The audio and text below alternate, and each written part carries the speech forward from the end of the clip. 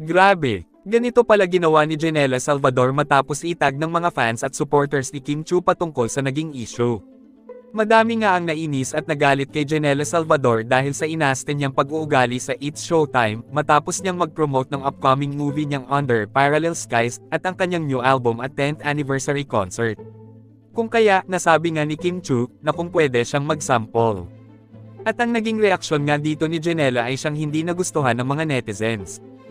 Umani nga ng pambabatiko si Janela Salvador dito. Kaya naman, matapos ngang itag si Janela ng mga netizens patungkol sa issue na ito, ay siyang hindi pinansin ni Janela. Na makikita nga daw natin ang patuloy lang niyang pag-attend sa mga press con at hindi pinansin ang issue na ito. Makikita nga daw natin ang isang magandang ngiti ni Janela sa pagpo-promote nila ng Under Parallel Skies, na animoy hindi apektado sa mga pagtatag sa kanya ng mga netizens. Ayon nga sa iba, na di umano'y baka i-boycott ng mga netizens ang kanyang movie upang makita ni Janela na hindi tama ang inaste niya kay Kim Chiu. At di umano'y wag dedmahin ang issue.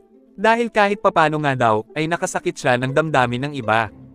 Kayo, anong masasabi nyo sa ginawa na ito ni Janela Salvador?